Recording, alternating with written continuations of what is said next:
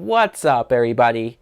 My name is Mike Brown, aka ReviewKingMB, and I am continuing my 31 days of horror movie reviews with, this time, The Final Girls. The Final Girls is a 2015 horror film that was directed by Todd Strauss Schultzen.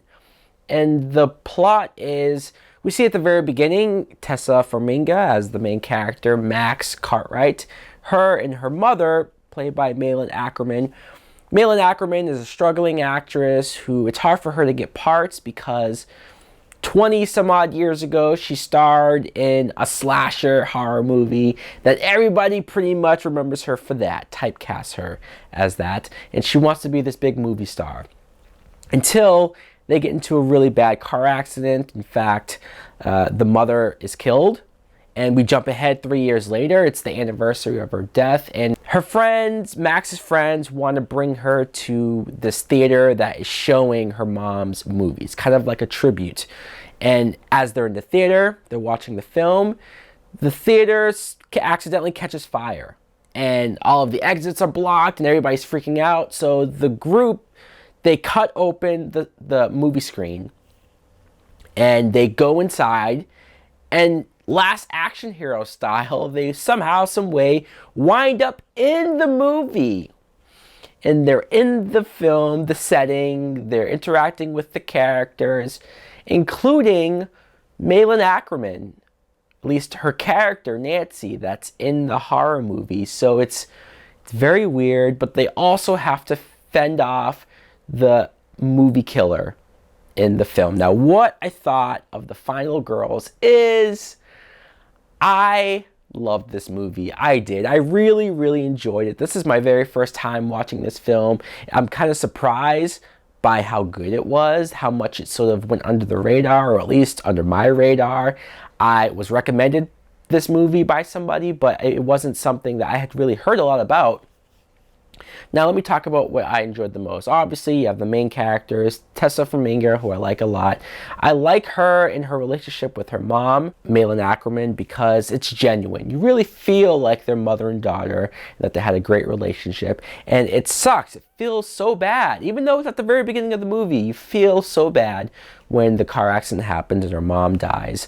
And when it jumps to years later, you see Max's friends, her best friend Gertie, this other kid Duncan, and also this kid Chris, who has a crush on Max. And I kind of found it funny, sort of hard to believe that this kid Chris, this tall, good-looking kid, liked Max, but she didn't really like. Not that she didn't like him, but she wasn't the one pursuing him. She wasn't the one who had a crush on him. He was the one pursuing her, and she was almost like, "No, ew, he's too tall," or something. I was like, "Really? You're not into this guy?" Okay, maybe, you know what, maybe that is a good thing. And when they get to the theater, there's another character, Vicky, who used to be Max's best friend, but their friendship sort of strayed. She's played by Nina Dobrev, who I believe is on Vampire Diaries, or was on Vampire Diaries. I don't watch the show, I don't know. She looked very familiar. I knew I've seen her before. And when they wind up in the movie, when they go into the screen, and they're in this camp bloodbath movie, that's when I knew that I was going to like it. Because, again, Last Action Hero, there's plenty of other movies you could probably reference this to. Even a little bit of Back to the Future. Especially when the group ends up with the characters from this bloodbath movie. And they deal with Nancy, who is played by Malin Ackerman, but it's her mom from 20 years ago, but she's this character. It's not really her mom, but it is her mom. Like, it's so weird, so confusing. If you haven't seen this movie, you're probably like, what the hell are you talking about, dude? Trust me, watch the movie, because it makes for some great dynamics.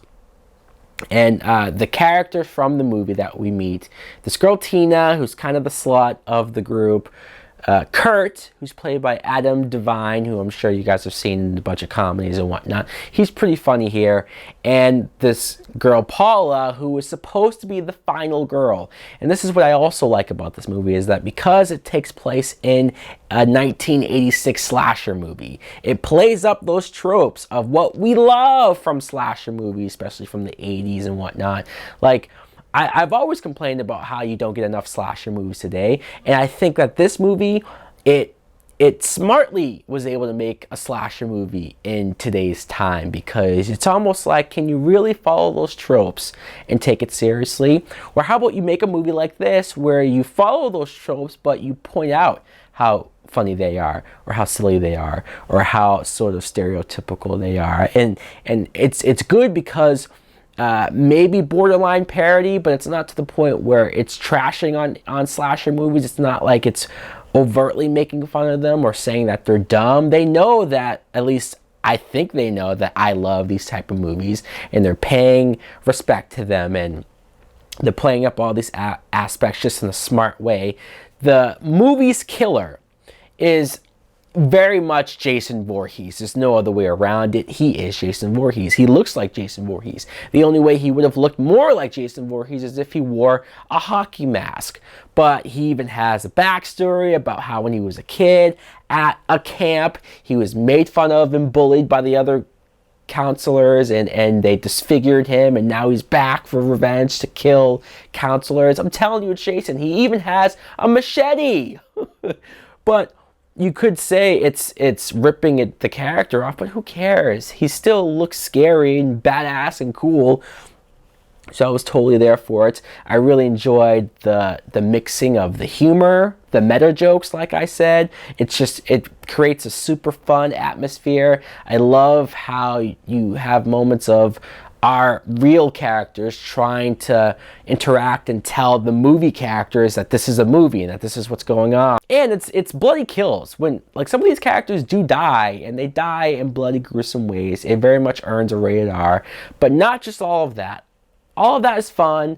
All of that is cool. But the aspect of the movie that I loved the most, that really made me enjoy this film, was the mother-daughter relationship. I can't tell you how, like, when was the last time I truly cared this much about characters in a horror movie. Seriously, this film created a dynamic, a relationship between Malin Ackerman and Tessa Flamingo, where they're kind of mother and daughter, but kind of not. And Tessa, the whole movie, she's very much wanting to save her, and very much wanting to just have that relationship again, but it's not really her mom. I don't want to give too much more away. I feel like I've already done that. Trust me, believe me, if you haven't seen The Final Girls, I highly, highly recommend it. I know it's from last year, it's not in theaters anymore, but if I were to rate it, I would give this movie a full price. Yes, The Final Girls, definitely check it out if you haven't seen it already, but let me know in the comments below if you have seen The Final Girl. What did you think of it? Did you enjoy it just as much as I did?